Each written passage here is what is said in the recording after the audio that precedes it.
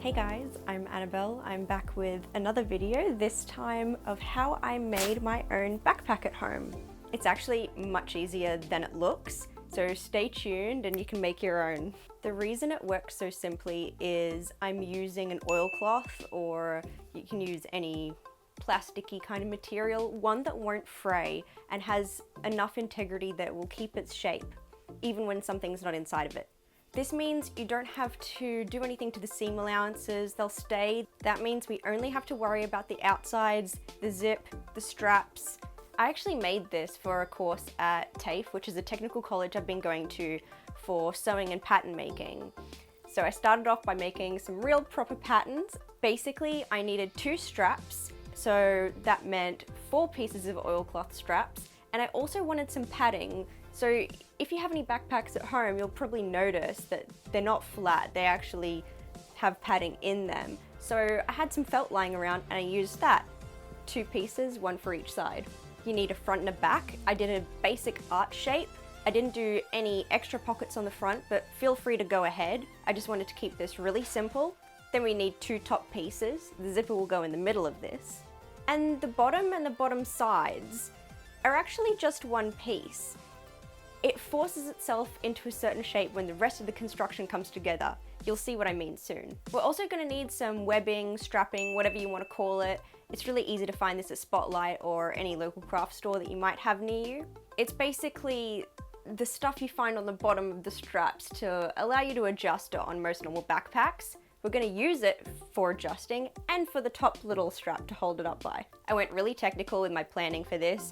And trust me, that prior planning really helps, so when you sew, you just go. My zipper was 50 centimeters, so I really started with that measurement. And the straps, I guess, I just took a tape measure and I just measured around here. I think I came up with something like 60 centimeters.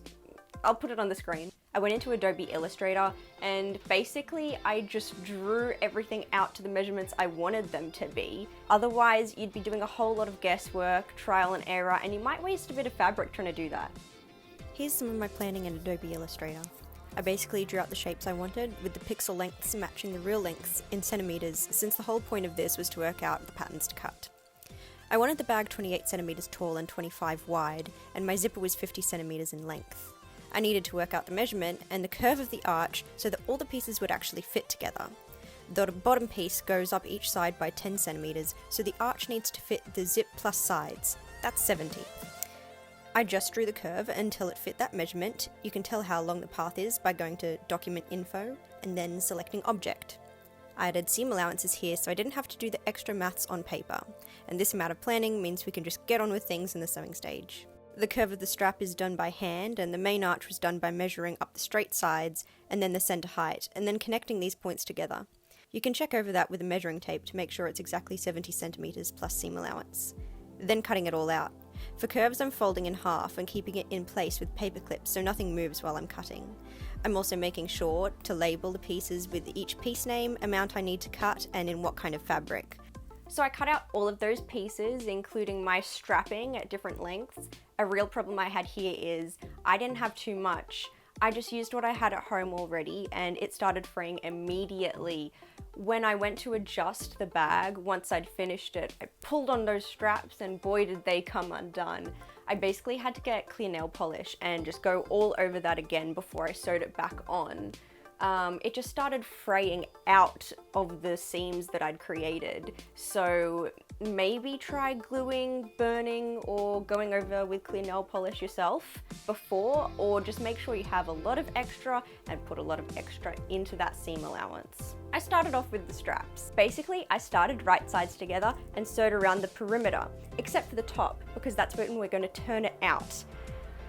The difficult thing here is that I put the felt in the middle of all of this, so when we turned it inside out, the felt would be on the inside. There are quite a few ways you can turn this inside out where the felt can remain on the outside, so be very careful which way you're pushing it through. Now, to make it sit all flat and nice, I basically top stitched around the edge about 1 centimeter in. Gives a real nice look, but it's very hard to get that curve, so go very slowly, especially since we're going through 3 very thick layers. It's also a good idea to trim back the seam allowance maybe to 3mm before you do this, just so it all sits very nice and flat. Then I folded down the web strapping for the bottom over. Again, I only did it once, but I'd recommend you fold it down twice, something very secure, and basically top stitch a square of that down onto the strap. Maybe do an X in the middle as well. I just did the square, but as much as you can get, because if you're going to be rough with that, that's a point that you really need to be strong on this bag. The other big problem I had was when I did this, I put my little buckle piece the wrong way round. I had to take that off maybe 2 times because I just kept doing it wrong. Really study a backpack you have at home or online to make sure it's right. And here is the right way to do it, by the way. Basically, you want that buckle secured in its own loop of strapping. We're going to put the other side in at the end when we attach that to the bag. Now we want to put the zipper in on those top 2 sections. So we're going to fold under by 1 centimeter and just use our nail to press that in, since we cannot iron this material. Please don't do that. Now secure that down however you want. You could maybe use clips with the zipper open. I just used pins, but remember these holes will stay in the fabric. Because they don't have a woven structure, which the pin would usually go in between the woven fibers, but with this it's just a webbed plastic. The underside is rather like a Coles Woolies shopping bag, if you know what I mean, and the top straight up plastic. So be careful. If you do something wrong, when you unstitch that, all those holes will remain. But again, if you're stitching in the same place again, that will probably be hidden in a seam allowance, so don't worry too much. Basically, we're going to stitch down that zipper.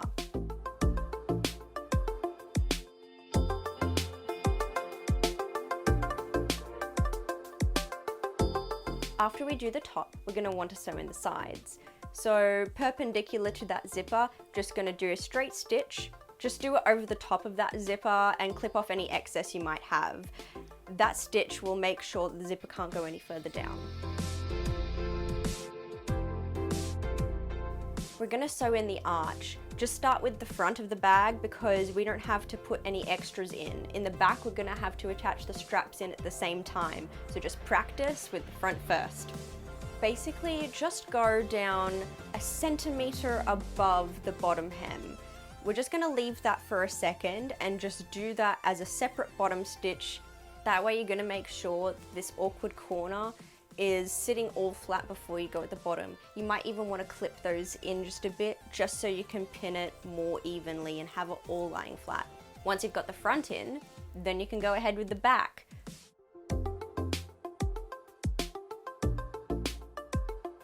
You can pin it all and do all of that top arch at once if you like, but make sure you've got everything pinned in with the straps and the top strap going in towards the inside, so it'll be facing out when you turn the bag out.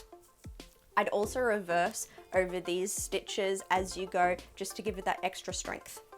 You can also just go in and sew over those parts afterwards if you want to make sure that you've sewn everything in correctly. Just because if you do reverse as you go, it will be harder to unpick if something goes wrong. Then the last thing is just to do the bottom. I found this quite difficult just to wrangle everything in together, especially since we're going to have to insert those bottom straps at the bottom when we do it. I just put them really in that corner, each corner as we go. On a normal backpack, they're actually more to the side with an extra fabric triangle holding them in. I didn't really find this necessary just for a simple home project. The only problem I had was the straps are a bit far out, so really make sure you're measuring well before you put those in, especially if you're going to be using this on a regular basis. We're going to feed in those straps into the buckle just to make sure we got it all going good. You might be able to see I hemmed the bottom of the strapping as well to keep that from fraying. And then you have your backpack.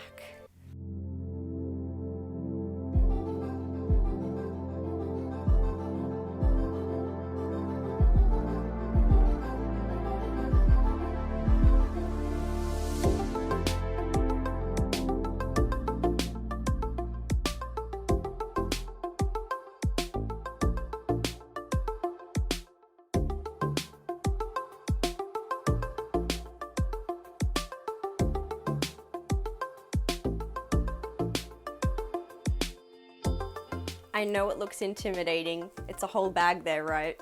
But it's totally doable, and I've created this pattern that I think is a pretty good intermediate project for bag production. Tell me what I should make next, subscribe if you want to see more, and I'll see you next time.